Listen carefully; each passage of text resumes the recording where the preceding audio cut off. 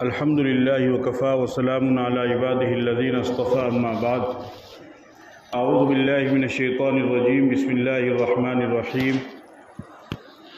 لقد من الله على المؤمنين إذ بعث فيهم رسولا من أنفسهم يتلو عليهم آياته ويزكيهم ويعلمهم الكتاب والحكمة صدق الله العظيم۔ میرے محترم بزرگوں اور دوستو، یہ جو مہینہ چل رہا ہے اسلامی مہینے کے اعتبار سے، چاند کے اعتبار سے یہ تیسرا مہینہ ہے۔ اسلامی سال کا پہلا مہینہ محرم الحرام ہے، دوسرا صفر المظفر ہے اور تیسرا یہ ربیع الاول کا مہینہ ہے۔ ربیع کہتے ہیں عربی میں فصل بہار کو، موسم بہار کو، خوشگوار موسم کو، اور اول کہتے ہیں پہلے کو۔ اس کے بعد جو دوسرا مہینہ آئے گا وہ ربیع الثانی ہے۔ اس مہینے کو ربیع الاول کا مہینہ، خوشگوار موسم کا مہینہ، بہترین سازگار موسم کا مہینہ، فصل بہار کا مہینہ اس وجہ سے کہا جاتا ہے کہ اس مہینے کو یہ خاصیت، یہ خصوصیت حاصل ہے کہ اس مہینے میں آقائے نامدار سرکار دو عالم تاجدار مدینہ جناب محمد الرسول اللہ صلی اللہ علیہ وسلم تشریف لائے۔ ربیع الاول کا یہ مہینہ ولادت نبی کا بھی مہینہ ہے اور وفات نبی کا بھی مہینہ ہے۔ اس مہینے میں نبی پاک صلی اللہ علیہ وسلم کی ولادت مبارکہ بھی ہوئی، آپ پیدا ہوئے، آپ کی پیدائش ہوئی، اور پھر 63 سال کی زندگی گزار کر کے اسی ربیع الاول کے مہینے میں آپ صلی اللہ علیہ وسلم کی وفات بھی ہوئی۔ وفات کے بارے میں تمام علماء کا اتفاق ہے، تمام مورخین کا اتفاق ہے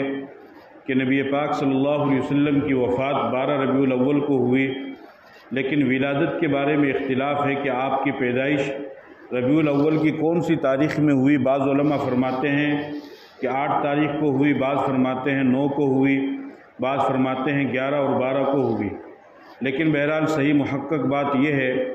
کہ 9 ربیع الاول کو نبی پاک صلی اللہ علیہ وسلم کی ولادت مبارکہ ہوئی اور آپ اس کائنات میں، دنیا میں تشریف لائے۔ تو اسلامی سال کے اس تیسرے مہینہ ربیع الاول کو یہ خصوصیت حاصل ہے کہ اس مہینے میں نبی پاک صلی اللہ علیہ وسلم دنیا میں تشریف بھی لائے اور آپ دنیا سے تشریف بھی لے گئے۔ کائنات کے اندر ہمارے نبی پاک صلی اللہ علیہ وسلم کے آنے سے پہلے کیسا ماحول تھا، یعنی آپ دوسرے الفاظ میں یوں کہہ سکتے ہیں کہ ہر وہ برائی جس کو برائی کہا جا سکتا ہو، ہر وہ گناہ جس کو انسان جانتا ہو، ہر وہ غلط اور برا کام جس کی انسان کی پہچان ہو، وہ تمام طرح کے کام آپ کی آمد سے پہلے زمانہ جاہلیت عرب کے ماحول میں ہوا کرتے تھے۔ قتل و غارت گیری، خون خرابہ، زنا، عیاشی، شراب پینا، چوری کرنا، ڈاکہ ڈالنا، معمولی بات پر دوسرے کو قتل کر دینا، اور بیٹی کی پیدائش پر منہ بنانا اور بیٹی کو زندہ درگور کر دینا، اس طریقے کی جتنی بھی برائیاں اور جتنے بھی گناہ ہو سکتے تھے وہ تمام کی تمام برائیاں اور وہ تمام کے تمام گناہ اس وقت ہو رہے تھے دنیا کے اندر۔ چونکہ حضرت عیسیٰ علیہ السلام کو دنیا سے گئے ہوئے 600 سال کا زمانہ گزر گیا، تو اب ضرورت تھی ایک ایسے پیغمبر کی، ایک ایسے محسن کی، ایک ایسے نبی کی کہ جو دنیا میں آئے اور ان تمام برائیوں کا خاتمہ کرے، ان تمام برائیوں کو ختم کرے۔ تو اللہ رب العزت نے اپنے فضل و کرم سے اپنی نگاہ رحمت دنیا والوں پر ڈالی اور نبی پاک صلی اللہ علیہ وسلم کو تحفے کی شکل میں، انعام اور احسان کے طور پر اللہ نے دنیا میں مبعوث فرمایا۔ اللہ تعالیٰ کی بے شمار نعمتیں انسان کے اوپر ہے، اور اس قدر نعمتیں ہیں کہ اللہ نے فرمایا ان تعدوا نعمت اللہ لا تحصوها، میرے بندوں میں نے تمہارے اوپر اتنی نعمتیں کی ہے کہ اگر تم میری نعمت کو گننا چاہو تو تم گن نہیں سکتے ہو۔ آنکھ کا صحیح دیکھنا، کان کا صحیح سننا، زبان کا صحیح بولنا، دانت کا صحیح کام کرنا، دل کا صحیح دھڑکن میں چالو رہنا، سانس کا وقت پر آنا اور سانس کا وقت پر جانا، ہاتھ کا صحیح کام کرنا، پاؤں کا صحیح کام کرنا، زندگی، صحت، طاقت، تندرستی، جوانی، بے شمار نعمتیں اللہ پاک کی ایسی ہے کہ اگر انسان گننا چاہے تو گن نہیں سکتا ہے۔ قدم قدم پر انسان کے اللہ پاک نے نعمتیں فرمائی ہے۔ اتنی بے شمار ہزاروں لاکھوں کی تعداد میں نعمت ہونے کے باوجود بھی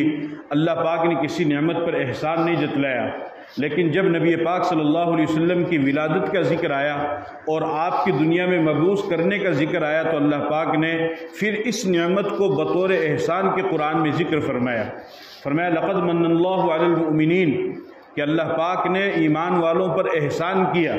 اللہ پاک نے ایمان والوں پر انعام کیا۔ وہ احسان کیا تھا کہ اللہ پاک نے ان میں ایک ایسے رسول کو بھیجا کہ جو ان کے سامنے قرآن پاک کی آیات کی تلاوت کرے اور حکمت کی باتیں ان کو سکھلائے، ان کا تزکیہ نفس کرے۔ نبی پاک صلی اللہ علیہ وسلم کی آمد کو اللہ رب العزت نے بطور احسان کے بتلایا ہے۔ حالانکہ ہزاروں نعمتیں اللہ پاک نے انسان کو دی ہے، لیکن کسی نعمت پر اللہ نے احسان نہیں جتلایا۔ آپ کی آمد پر، آپ کی بعثت پر اللہ نے احسان جتلایا۔ آپ اندازہ کیجئے کہ نبی کی آمد کتنی بڑی برکت کی چیز ہے اور کتنی بڑی فضیلت کی چیز ہے۔ نبی پاک صلی اللہ علیہ وسلم دنیا میں تشریف لائے اور آپ نے تشریف لا کر کے تمام برائیاں ان کا قلع قمع کیا، تمام گناہوں کو ختم کیا، لوگوں کو اللہ وحدہ لا شریک لہ کی عبادت کی طرف راغب کیا۔ آپس میں حسن سلوک کرنے کا آپ نے ارشاد فرمایا، آپس میں حسن سلوک کے ساتھ، اچھے برتاؤ کے ساتھ ایک دوسرے کے حقوق کا خیال رکھتے ہوئے ماں باپ کو اولاد کے حقوق، اولاد کو ماں باپ کے حقوق، بھائی کو بھائی کے حقوق، بہن کو بہن کے حقوق، پڑوسی کے پڑوسی کے حقوق، یہ تمام چیزیں اللہ کے نبی صلی اللہ علیہ وسلم نے دنیا کو بتلائی، جس کی وجہ سے آپ صلی اللہ علیہ وسلم نے ایک اعلیٰ نمونہ پیش فرمایا اور ایک انقلاب پیش فرمایا، جس کی وجہ سے صرف 23 سال کے عرصے میں اللہ رب العزت نے اپنے فضل و کرم سے 1,44,000 صحابہ کرام کو دائرہ اسلام میں داخل فرمایا۔ آج بہت ہی تیزی کے ساتھ اور زور و شور کے ساتھ یہ نعرہ لگایا جاتا ہے کہ نعوذ باللہ اسلام تلوار کی زور سے پھیلا۔ نبی پاک صلی اللہ علیہ وسلم اور صحابہ، اسلام اور اہل اسلام، ایمان اور اہل ایمان، مومنین اور مسلمانوں کے بارے میں یہ کہا جاتا ہے کہ ان کی جو تعلیمات ہے، ان کے پیغمبر نے جو ان کو سکھایا ہے، وہ ایک دوسرے کو مارنا، ایک دوسرے کو قتل کرنا، دوسرے الفاظ میں یوں کہیے کہ دہشت گردی کو فروغ دینا یا آتنکواد کو فروغ دینا، اس طریقے کی باتیں بتائی جاتی ہے۔ حالانکہ جب آپ اسلام کا مطالعہ کریں گے اور نبی پاک صلی اللہ علیہ وسلم کی تعلیمات کو، آپ کی حیات طیبہ، آپ کی سیرت مبارکہ کو پڑھیں گے تو آپ کو خود معلوم ہوگا کہ آپ صلی اللہ علیہ وسلم سے زیادہ رحیم، کریم، آپ سے زیادہ معاف کرنے والا، آپ سے زیادہ بخشنے والا، آپ سے زیادہ حسن سلوک کرنے والا، آپ سے زیادہ بھلائی کرنے والا، آپ سے زیادہ انسانیت کے ساتھ حسن سلوک کا معاملہ کرنے والا تو کائنات میں کوئی ہے ہی نہیں۔ میں چند واقعات آپ کے سامنے پیش کروں گا، آپ اس کو غور سے سنیے، توجہ سے سنیے، تاکہ جب کسی ایسا انسان جو مخالف اسلام ہو آپ اس کے ساتھ بات کریں تو آپ کو بات کرنے میں آسانی ہو، اور ان واقعات کو آپ ان کو بتائیے، اپنے یار دوستوں کو بتلائیے، ابنائے وطن کو بتلائیے، جن کو اسلام کی تعلیمات کا، ہمارے نبی کی سیرت کا اور زندگی کا پتہ نہیں، ان کو بتلائیے کہ اصل حقیقت یہ ہے۔ نبی پاک صلی اللہ علیہ وسلم سے پوچھا گیا کہ اے اللہ کے رسول، آپ کے اوپر سب سے زیادہ مشکل دن کون سا آیا؟ آپ صلی اللہ علیہ وسلم نے فرمایا کہ میرے اوپر سب سے زیادہ مشکل دن وہ آیا کہ جب میں مکہ والوں سے مایوس ہو کر کے میں طائف گیا اور مجھے یہ امید تھی کہ یہ لوگ شاید میری بات کو سن لیں گے اور میں جس دعوت کو لے کر کے آیا ہوں اس دعوت اسلام کو قبول کریں گے، توحید کی دعوت کو قبول کریں گے۔ یہ سوچ کر کے آپ نے مکہ سے ہجرت کی اور آپ طائف تشریف لے گئے، لیکن طائف تشریف لے جانے کے بعد ان طائف والوں نے آپ کے ساتھ جو معاملہ فرمایا وہ کسی سے ڈھکا چھپا نہیں ہے۔ آپ کے پیچھے، اس بجائے اس کے کہ وہ آپ کی دعوت کو قبول کرتے اور آپ کی بات کو مانتے، انہوں نے آپ کو وہاں سے بھگایا، آپ کے پیچھے کتے لگائے اور آپ کے اوپر تھوکا، آپ کے پیچھے تالیاں بجائی، تالیاں پیٹی، آپ کو تانے دیے، اور جو ظلم و ستم وہ کرتے تھے وہ تمام ظلم و ستم انہوں نے کیا، اور اس قدر ہمارے نبی کو تکلیف پہنچائی، اس قدر پتھر مارے گئے، اس قدر پتھر مارے گئے کہ حدیث میں آتا ہے کہ آپ صلی اللہ علیہ وسلم کے جوتے مبارک وہ خون سے رنگین ہو گئے، خون سے بھر گئے، اتنا ظلم کیا گیا۔ اب آپ اندازہ لگائیے کہ اتنا ظلم کرنے کے بعد کیا کوئی برداشت کر سکتا ہے؟ اور اس قدر ظلم ہوا کہ اللہ کو بھی رحم آ گیا۔ اللہ کو رحم آنے کے بعد اللہ پاک نے حضرت جبرائیل کو بھیجا اور آپ علیہ الصلوۃ والسلام نے دعا فرمائی، اللہم انت ربی اللہم انی اشکو الیک ضعف قوتی وقلت حینتی وہوانی علی الناس انت رب المستضعفین وانت ربی الی بعید یتجہمونی ام الی قریب ملکتہ امری۔ ان لم یکن بک علی غضب فلا ابالی، کہ اللہ میں اپنی کمزوری کا تجھ سے ہی شکایت کرتا ہوں، میں اپنے ضعف کا تجھ سے ہی شکوہ کرتا ہوں، تو نے مجھے کن لوگوں کے حوالے کر دیا جو نہ میری بات کو سنتے ہیں نہ میری بات کو مانتے ہیں، اور الٹا وہ مجھے ہی مار رہے ہیں، مجھے ہی گالی دے رہے ہیں، میرے پیچھے انہوں نے کتوں کو لگا دیا ہے، اس قدر ظلم میرے ساتھ میں کیا جا رہا ہے۔ اے اللہ تو جانتا ہے کہ میں توحید کی دعوت دینے ان کو آیا ہوں، کلمے کی دعوت دینے ان کو آیا ہوں، صراط مستقیم ان کو دکھانے کے لیے آیا ہوں، جنت کا راستہ ان کو بتانے کے لیے آیا ہوں، لیکن اے اللہ یہ تو میرے ساتھ یہ ظلم کر رہے ہیں، لیکن اے اللہ اتنا سب کچھ ہونے کے باوجود بھی اگر تم مجھ سے ناراض نہیں ہے تو مجھے کوئی فرق نہیں پڑے گا، میں اس سے بھی زیادہ ظلم کو سہنے کو تیار ہوں۔ آپ اندازہ لگائیے ان الفاظ میں کیا کڑھن تھی اللہ کے نبی کے دل میں، کیا جذبہ تھا، کیا درد تھا، کیا سوچ تھا، کیا لگن تھی، کس کڑھن سے اللہ کے نبی نے اللہ کے سامنے دعائیں کی، یہاں تک کہ اللہ کو بھی رحم آیا اور اللہ نے جبرائیل کو بھیجا، اور جبرائیل نے آ کر کے کہا کہ یا رسول اللہ ان طائف والوں نے آپ کے ساتھ جو کچھ بھی کیا ہے وہ اللہ نے دیکھا ہے اور اللہ نے مجھے حکم دیا ہے، اور یہ پہاڑ کا فرشتہ میرے ساتھ میں آیا ہوا ہے۔ آپ صلی اللہ علیہ وسلم فرماتے ہیں نادانی ملک الجبال، مجھے پہاڑ کے فرشتے نے آواز دی، وسلم علیہ، اور مجھے سلام کیا، وقال یا محمد ان اللہ عز وجل قد سمع قول قومک لک، اور پہاڑ کے فرشتے نے مجھ سے کہا کہ اے محمد آپ کے ساتھ ان طائف والوں نے جو کچھ بھی کیا ہے اللہ نے تمام چیزوں کو دیکھا ہے، سنا ہے، اللہ کو رحم آیا ہے، میں ان پہاڑوں کا فرشتہ ہوں اور اللہ نے مجھے یہ حکم دیا ہے، فما شئت ان شئت ان اطبق علیہم الاخشبین، کہ اے اللہ کے نبی اگر آپ اجازت دے تو میں ان دونوں پہاڑوں کو ملا کر کے ان طائف والوں کو ختم کر دوں، نیست و نابود کر دوں، نسلوں تک ان کا نام و نشان مٹ جائے گا۔ ایسا انسان جس کے اوپر ظلم کیا گیا ہو، کتے اس کے پیچھے چھوڑے گئے ہوں، اس کے اوپر تھوکا گیا ہو، طعنہ کیا گیا ہو اور مار مار کر کے اس کو خون سے رنگین کر دیا گیا ہو، آپ اندازہ لگائیے کیا کوئی بخشنے کے لیے تیار ہے؟ لیکن قربان جائیے اپنے نبی کے اوپر، آپ نے کیا فرمایا؟ آپ نے فرمایا بل ارجو ان یخرج اللہ من اصلابہم من یعبد اللہ وحدہ ولا یشرک بہ شیئا، نہیں میں انتقام نہیں لینا چاہتا، میں بد دعا نہیں کرنا چاہتا، یہ میری بات کو نہیں مان رہے، لیکن مجھے امید ہے کہ نسل میں کوئی بندہ ایسا آئے گا جو میری بات کو مانے گا اور ان تمام معبودان باطلہ کو چھوڑ کر، بت پرستی کو چھوڑ کر ایک اللہ وحدہ لا شریک لہ کی عبادت کرے گا۔ آپ اندازہ لگائیے کیا اس سے زیادہ کریم اور رحیم، اس سے زیادہ معاف کرنے والا کائنات میں کوئی مل سکتا ہے؟ نہیں مل سکتا، کوئی مثال ہی نہیں دے سکتا ہے جس کے اوپر اتنا ظلم ہوا، اتنا آپ برداشت کرنے والے، اتنا آپ برداشت کرنے والے۔ غزوہ احد کا موقع ہے، غزوہ احد چل رہی ہے، دشمن نے پتھر مارا، آپ صلی اللہ علیہ وسلم کے دندان مبارک شہید ہو گئے،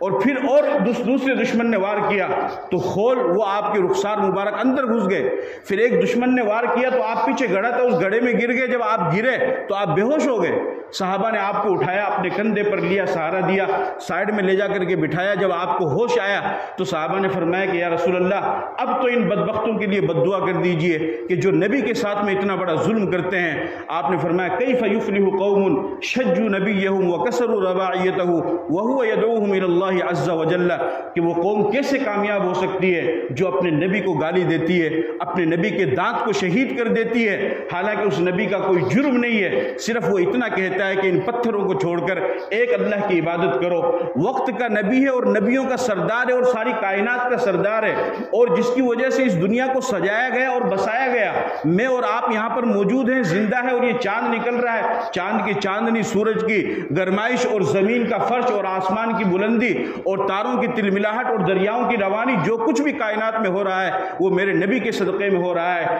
آپ نے فرمایا جب ان کو کہا گیا، لوگوں نے کہا کہ آپ ان کے لیے بد دعا کر دیجئے، تو آپ صلی اللہ علیہ وسلم نے فرمایا کہ نہیں میں ان کے لیے بد دعا نہیں کر سکتا۔ آپ نے فرمایا رب اغفر لقومی فإنہم لا یعلمون، اے میرے رب تو ان کو معاف کر دے، یہ مجھے جانتے نہیں۔ اتنا ظلم کرنے والے، پھر آپ کہہ رہے ہیں کہ ان کو معاف کر دیجئے، آپ بتائیے کیا کوئی برداشت کر سکتا ہے؟ اس سے زیادہ رحیمی اور کریم کا معاملہ کون کر سکتا ہے؟ اس سے اور آگے بڑھیے، اس سے اور آگے بڑھیے۔ فتح مکہ ہوا سن 8 ہجری میں۔ فتح مکہ ہونے کے بعد آپ صلی اللہ علیہ وسلم کعبہ پر تشریف لائے، آپ نے نماز پڑھی اور کعبے کی چوکھٹ پر آپ ہاتھ لگا کر کے کھڑے ہو گئے۔ اب آپ کی آنکھوں کے سامنے وہ تمام لوگ تھے جنہوں نے ظلم کیا۔ 13 سال تک مسلسل آپ پر ظلم کیا گیا، آپ کو ستایا گیا، آپ کھل کر کے نماز نہیں پڑھ سکتے تھے، آپ کی گردن میں اوجری ڈالی گئی، اتنا ظلم آپ کے ساتھ کیا، اور جو کچھ آپ ان کو سزا دے سکتے تھے آپ دینے کے بالکل حقدار بھی تھے، آپ کو اختیار بھی تھا، اس لیے کہ حکومت آپ کی آ چکی تھی۔ لیکن آپ صلی اللہ علیہ وسلم نے ان تمام سے پوچھا، یا معاشر قریش ما ترون انی فاعل بکم، کہ اے قریش کے لوگوں بتاؤ میں تمہارے ساتھ آج کیا کروں گا۔ تو سب کو معلوم تھا، آپ کے اخلاق سے تو سبھی واقف تھے، اور آپ کے سامنے وہ بھی تھے جنہوں نے قتل کیا، آپ کے سامنے وہ بھی تھے جنہوں نے ظلم کیا، آپ کے سامنے وہ بھی تھے جنہوں نے آپ پر پتھر مارے، آپ کے سامنے وہ بھی تھے جنہوں نے آپ کے صحابہ کو پریشان کیا، آپ کے سامنے وہ بھی تھے جنہوں نے آپ کے صحابہ پر ظلم کیا، آپ جو چاہے سزا دے سکتے تھے۔ آپ نے فرمایا بتاؤ میں تمہارے ساتھ کیا کروں گا۔ انہوں نے کہا خیرن اخو کریمن اخو کریمن، کہا کہ آپ سے تو بھلائی کی امید ہے، آپ کریم کے بھائی ہیں۔ تو آپ نے ارشاد فرمایا کہ جاؤ میں بھی تمہارے ساتھ میں وہی معاملہ کرتا ہوں جو یوسف علیہ السلام نے اپنے بھائیوں کے ساتھ میں کیا تھا، لا تثریب علیکم اليوم اذهبوا فانتم الطلقاء، تم سب کو معافی ہے، تمہارے اوپر کوئی ظلم نہیں ہوگا، تم سب کو آزاد کیا جاتا ہے۔ 13 سال تک مسلسل تکلیف دینے والے اور 13 سال تک مسلسل ظلم کرنے والے اللہ کے نبی نے ایک لمحے میں ان کو معاف کر دیا۔ اس سے زیادہ رحیم اور کریم کون ہو سکتا ہے؟ یہ تعلیم ہے۔ پھر غزوہ ذات الرقاع کے موقع پر آپ تشریف لائے، جنگ ہوئی، پھر صحابہ سفر کر رہے تھے، دوپہر کا وقت تھا، خیمے گاڑ کر صحابہ نے سفر کیا، آپ بھی ایک درخت کے نیچے لیٹ گئے اور آپ نے اپنی تلوار مبارک وہاں پر لٹکا دی ایک درخت پر۔ ایک دشمن جو گھات میں لگا ہوا تھا اس نے دیکھا کہ محمد صاحب تو اب سو گئے ہیں، آیا، اس نے وہ تلوار نکالی اور یوں تلوار سوتی، اخترت سیفی وانا نائم فاستيقظت وفي يده سلطن، آپ نے فرمایا کہ میں سویا ہوا تھا، اتنے میں وہ دشمن میرے سامنے آیا اور اس نے یوں تلوار نکالی، اور پھر تلوار نکال کر کے اس نے کہا من يمنعك مني، کہ محمد یہ بتاؤ آپ کو مجھ سے کون بچائے گا؟ آپ نے فرمایا اللہ، 3 مرتبہ آپ نے فرمایا کہ مجھے اللہ بچائے گا۔ آپ نے اللہ کہا، اس کا اس دشمن پر اتنا روب پڑا کہ اس کے ہاتھ سے تلوار چھوٹ گئی۔ آپ نے وہ تلوار اٹھائی اور آپ نے فرمایا کہ اب تو بتا تیرے کو مجھ سے کون بچائے گا؟ تو وہ تو اللہ کو جانتا نہیں تھا، اللہ کو مانتا نہیں تھا۔ انہوں نے کہا کہ محمد صاحب میں تو آپ کے رحم و کرم پر ہوں۔ آپ نے فرمایا جاؤ میں تمہیں معاف کرتا ہوں۔ جانی دشمن سامنے کھڑا ہے، تلوار نکال لی ہے، کسی نے خبر نہیں دی ہے کہ آپ کو مارنا چاہتا ہے، دشمن سامنے کھڑا ہے، تلوار نکال لی ہے، مارنے کا ارادہ ہے، آپ نے دیکھ لیا ہے، لیکن آپ کی آنکھ کھل گئی تو آپ بچ گئے، اللہ نے آپ کو بچا لیا، اس کے باوجود بھی آپ نے معاف فرما دیا۔ اس کا کتنا بڑا فائدہ ہوا کہ وہی دشمن جو جان لینے کے لیے آیا تھا ایمان دے کر کے گیا، اس نے اسلام قبول کیا۔ یہ آپ کے اخلاق تھے۔ پھر ایک موقع پر غزوہ خیبر کے موقع پر آپ صلی اللہ علیہ وسلم کی ایک یہودی عورت اس نے دعوت کی، تو اس نے کھانا دیا، اس کھانے میں زہر ملا دیا، اس میں زہر ملا دیا، تو صحابی جو آپ کے ساتھ میں کھانا کھا رہے تھے انہوں نے جیسے لقمہ لیا، ان کا لقمہ پیٹ میں گیا، وہ وہیں پر ختم ہو گئے، وہیں پر ان کی وفات ہو گئی۔ لیکن آپ نے جیسے ہی تھوڑا سا لقمہ لیا، حضرت جبرائیل نے وہی کے ذریعے سے بتایا کہ یا رسول اللہ اس کھانے میں زہر ملا ہوا، یہ آپ کو نہیں کھانا ہے۔ آپ نے فوراً چھوڑ دیا۔ چھوڑنے کے بعد میں پھر آپ نے اس صحابی کا انتقال ہو گیا، آپ نے اس عورت سے پوچھا یہودیہ سے کہ یہ تم نے کیا؟ کہا صاحب میں نے تو کیا تھا۔ کہا کیوں کیا؟ کہا میں نے اس وجہ سے کیا تھا کہ اگر آپ سچے نبی ہیں تو پھر فرشتہ آ کر کے آپ کو بتلا دے گا، اور اگر آپ جھوٹے نبی ہیں تو پھر آپ بھی چلے جائیں گے اور ہم بھی اپنے معبود جو مذہب پر چل رہے تھے ان مذہب پر ہم چلتے رہیں گے۔ میں اس کی تفتیش کے لیے میں نے یہ کام کیا ہے، لیکن اللہ نے آپ کو فرشتے کے ذریعے سے بتا دیا ہے۔ اب آپ یہاں پر اندازہ لگائیے کہ جانی دشمن خود اقرار کر رہی ہے مجرمہ کہ ہاں میں نے زہر ملایا ہے آپ کو مارنے کے لیے، اور اس کے زہر ملانے سے آپ کے ایک ساتھی کا صحابی کا انتقال بھی ہو گیا، یہ نہیں کہ بچ گیا، انتقال بھی ہو گیا، اور اس زہر کا اتنا اثر ہوا کہ موت کے وقت آپ خود اپنی وفات کے وقت فرما رہے تھے کہ اس یہودیہ عورت نے مجھے جو زہر دیا مجھے اس کا زہر کا اثر محسوس ہو رہا ہے۔ اسی وجہ سے علماء فرماتے ہیں، بعض علماء، کہ آپ کی شہادت کی وفات ہوئی اس لیے کہ زہر دینے سے اس کا اثر پڑ رہا تھا۔ آپ اندازہ کیجئے آپ کو کتنی تکلیف ہوئی ہوگی، اس زہر کے دینے سے وفات تک اس کا اثر محسوس ہو رہا ہے، لیکن اس کے باوجود بھی آپ نے اس کو چھوڑ دیا، آپ نے کچھ بھی نہیں کہا۔ پھر بیہقی کی ایک روایت میں ہے کہ اس عورت نے اس پوری بھری مجلس میں کہا کہ میں اللہ اور اس کے رسول پر ایمان لاتی ہوں، اور وہ مسلمان بن گئی۔ اس طرح جانی دشمن کو دیکھ کر کے آپ بتاؤ بھلا کوئی معاف کر سکتا ہے؟ ہمیں ضرورت ہے کہ ہم نبی کے ان اخلاق کو لوگوں کے سامنے لائیں، لوگوں کو بتلائیں، ابنائے وطن کو بتلائیں، اپنے ساتھیوں کو بتلائیں کہ ہمارے نبی اس طریقے سے کیا کرتے تھے اور آپ نے اس طریقے سے لوگوں کو معاف فرمایا، آپ نے برداشت کیا۔ یہودی نے آپ سے قرضہ لیا اور وقت سے پہلے مانگنے کے لیے آ گیا اور خوب برا بھلا الٹا سیدھا کہنے لگا، خوب برا بھلا الٹا سیدھا کہنے لگا۔ حضرت عمر رضی اللہ تعالیٰ عنہ تو غصے والے تھے، ان کو غصہ آیا، وہ اس کو جواب دینا چاہ رہے تھے۔ آپ نے فرمایا ان لصاحب المقال حقا، اس نے کچھ قرضہ دیا ہے، اس کو بولنے کا حق ہے۔ حضرت عمر نے فرمایا یا رسول اللہ وقت بھی تو نہیں ہوا نا، وقت ہونے کے بعد یہ مانگتا تو جائز بات تھی، یہ تو پہلے مانگنے کے لیے آ گیا۔ آپ نے فرما دیا کوئی بات نہیں، اس کو چھوڑ دو، اور جتنا آپ نے سامان لیا تھا اس سے 60 کلو 60 کلو زیادہ آپ نے حضرت عمر سے فرمایا کہ ان کو دو۔ جب آپ نے اس کے ساتھ یہ نرمی کا معاملہ کیا تو وہ یہودی خود مسلمان ہو گیا اور اس نے کہا کہ میں نے پیغمبر کے بارے میں یہ بات پڑھی تھی کہ ان کے اندر دو چیزیں پائی جائیں گی، ایک تو ان میں نرمی زیادہ ہوگی، اگر کوئی ان کے ساتھ سختی کرے گا تب بھی وہ ان کے ساتھ میں نرمی کریں گے، دوسرا ان کا حلم، ان کی بردباری اور ان کی ٹھنڈک وہ ان کے غصے سے بھی زیادہ ہوگی۔ یہ دونوں علامت میں نے آپ کے اندر پالی ہے، اس کا مطلب یہ ہے کہ آپ نبی برحق ہیں، یہ کہا اور کلمہ پڑھ کر کے مسلمان ہو گئے۔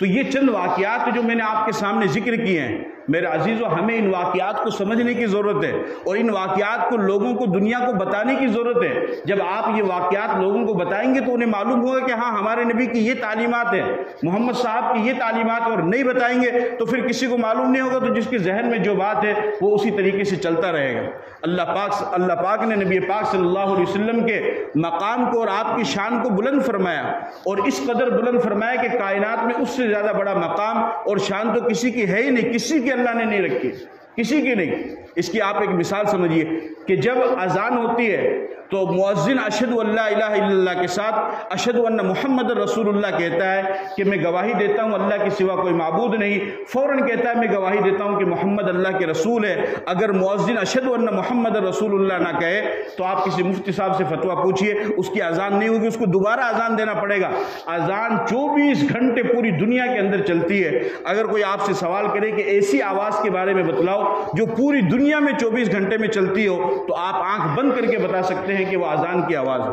مشرقی دنیا میں جو ملک ہے اس کا نام ہے فیجی، وہاں سے اذان شروع ہوتی ہے۔ اس کے بعد آسٹریلیا آتا ہے، آسٹریلیا لمبا ملک ہے تو وہاں پر تقریباً 1-1.5 گھنٹہ اذان چلتی ہے۔ اس کے بعد پھر سمندری جزیرے آتے ہیں، ان سمندری جزیروں میں بھی مسلمان بستے ہیں، وہاں پر بھی اذان ہوتی ہے۔ اس کے بعد میں ایک ملک آتا ہے اس کا نام ہے برونائی، وہاں پر اذان ہوتی ہے۔ اس کے بعد میں پھر ملیشیا، انڈونیشیا، سنگاپور، پھر برما، پھر بنگلہ دیش، پھر ہندوستان، پھر پاکستان، پھر دبئی، اس کے بعد میں سعودیہ۔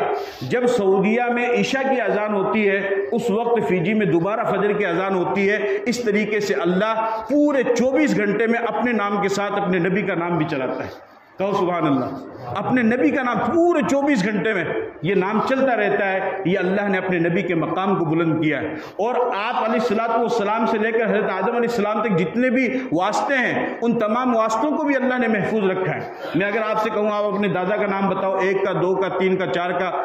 پر دادا، لکڑ دادا، سکڑ دادا، چکڑ دادا، وہاں تک بتائیں گے، اس کے بعد میں پھر آپ کو بھی یاد نہیں رہے گا، معلوم نہیں کون تھے کون نہیں تھے۔ لیکن اللہ نے اپنے نبی سے لے کر کائنات کے پہلے انسان اور پہلے پیغمبر آدم علیہ السلام تک جتنے بھی نام ہیں ان تمام نام کو اللہ نے محفوظ رکھا۔ محمد بن عبداللہ بن عبد المطلب بن ہاشم بن عبد مناف بن قصی بن کلاب بن مرہ بن کعب بن لوئی بن غالب بن فہر بن مالک بن نضر بن کنانہ بن خزیمہ بن مدرکہ بن الیاس بن مزر بن نزار بن معد بن عدنان بن عود بن حمیسہ بن سلامان بن عوس بن بوس بن قموال بن ابی بن عوام بن ناشد بن خزا بن بلداس بن یدلاف بن طابق بن جاحش بن ناحش بن ماخی بن عیزی بن عبقر بن عبید بن الدوا بن حمدان بن سمبر بن یثرب بن یحزن بن ینحن بن العوا بن عیزی بن ذیشان بن عیسر بن اقناد بن ایہام بن مقصر بن ناحش بن زار بن سمی بن مذی بن عوض بن عرام بن قیدار بن اسماعیل بن ابراہیم بن آزر بن ناحور بن سرو بن رعو بن فالق بن عابر بن شالق بن ارفخشاد بن سام بن لوح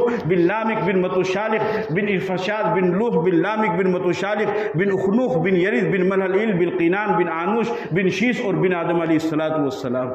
یہ ہمارے نبی سے لے کر آدم علیہ السلام تک کتنے واسطے ہیں؟ 80 واسطے۔ ان تمام واسطوں کو اللہ نے محفوظ رکھا ہے۔ میرے کو آپ کو دادا کا نام پتہ نہیں ہے، 4 پیڑھی تک بتا سکتے ہیں، کوئی 5 تک، کوئی 6 تک، 7 تک، اس سے آگے، لیکن اللہ نے اپنے نبی سے لے کر آدم علیہ السلام تک جتنے بھی ان تمام کو اللہ نے محفوظ رکھا۔ اسی وجہ سے اس کائنات میں جب ہمارے نبی تشریف لائے تو حروف تہجی کے جو الفاظ ہیں الف سے لے کر یا تک، ان تمام الفاظ سے جتنے معانی بنتے ہیں ان تمام الفاظ نے آ کر کے بیان کیا۔ الف سے لے کر یا تک 29 حروف ہیں، حروف تہجی جو قاعدے میں پڑھائے جاتے ہیں۔ جب میرے نبی دنیا میں تشریف لائے، الف نے کہا احمد آیا، با نے کہا بشیر آیا، تا نے کہا تنویر آیا، سا نے کہا ثاقب آیا، جیم نے کہا جمیل آیا، حا نے کہا حاکم آیا، خا نے کہا خاتم المرسلین آیا، دال نے کہا داعی آیا، زال نے کہا زکی آیا، را نے کہا رحمت للعالمین آیا، زا نے کہا زائر بیت اللہ آیا، سین نے کہا سعید آیا، شین نے کہا شافی محشر آیا، صاد نے کہا صفی آیا، زاد نے کہا ضیاء آیا، تا نے کہا طاہر آیا، زا نے کہا ظاہر آیا، عین نے کہا عابد آیا،